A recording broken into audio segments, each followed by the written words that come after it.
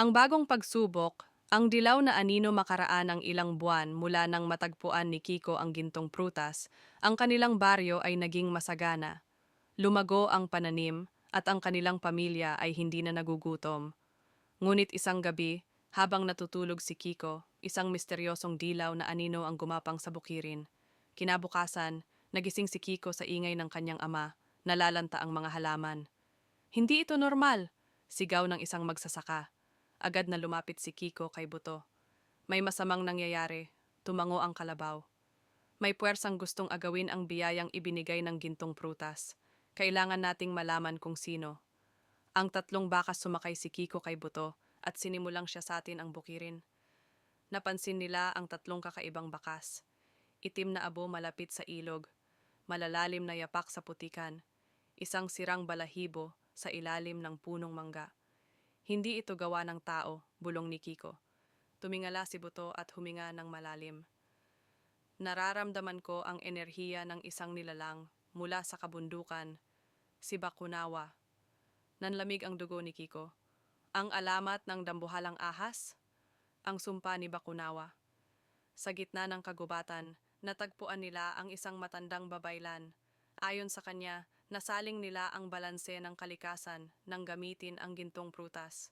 Dahil dito, si Bakunawa, ang tagapangalaga ng sinaunang kayamanan, ay nagpadala ng sumpa upang bawiin ang sigla ng lupa. Kung hindi ninyo maibabalik ang prutas sa puno nito, patuloy na malalanta ang inyong baryo. Napatingin si Kiko kay Buto. Pero, isa lang ang kahilingan ng prutas. Paano natin ito mababawi? Napabuntong hininga si Buto. May isang paraan, ngunit ito'y mapanganib. Ang pakikipagsapalaran sa lawa ng dilim ayon sa babaylan. Ang lawa ng dilim ang tanging lugar kung saan maaaring maibalik ang gintong prutas sa orihinal nitong anyo. Ngunit sa ilalim ng lawa, naghihintay si Bakunawa mismo. Kahit natatakot, hindi umatras si Kiko. Kung ito lang ang paraan para mailigtas ang aming tahanan, gagawin ko. Sumakay siya kay Buto at nagtungo sa lawa. Habang palapit sila, lumitaw mula sa tubig ang isang dambuhalang anino, si Bakunawa, may apoy sa kanyang mga mata. Sino ang nangahas humarap sa akin? Dumagundong ang kanyang boses. Huminga ng malalim si Kiko. Ako po si Kiko at nais kong itama ang aming pagkakamali. Ang tunay na sakripisyo. Hindi na kumbinsi si Bakunawa. Ang gintong prutas ay hindi lamang para sa inyo.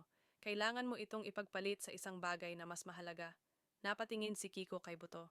Ano ang ibig niyang sabihin? Muling nagsalita si Bakunawa. Ang prutas ay nakuha gamit ang isang kahilingan. Ngunit upang maibalik ito, kailangan mong ibigay ang isang bagay na may parehong halaga. Isang bagay na hindi mo kayang mawala. Biglang napansin ni Kiko ang pagkinang ng katawan ni Buto. Ako ang kapalit, bulong ng kalabaw. Nanlaki ang mga mata ni Kiko. Hindi, hindi kita maaaring isakripisyo. Ngunit ngumiti lang si Buto. Hindi mo ba naisip kung bakit ako nakapagsasalita? Ako ay isang bahagi ng kapangyarihan ng gintong prutas. Matagal ko nang alam na darating ang araw na ito. Lumuha si Kiko. Ikaw ang naging kaibigan ko. Paano kung mawala ka? Nasa puso mo ako, Kiko, at tandaan mo, ang tunay na bayani ay handang magsakripisyo para sa iba. Sa huling pagkakataon, tumango si Kiko at binitiwan ang gintong prutas. Nagliwanag ito at pumalot kay Buto. Isang malakas na ihip ng hangin ang pumalibot sa kanila.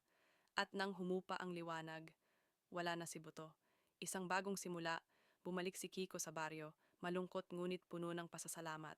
Sa loob ng ilang araw, naging berde muli ang bukirin, masagana, mas matibay.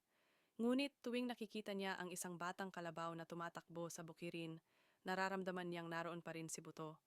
At mula noon, ipinangako ni Kiko na aalagaan hindi lang ang kanyang tahanan, kundi ang buong kalikasan para sa lahat ng darating na henerasyon.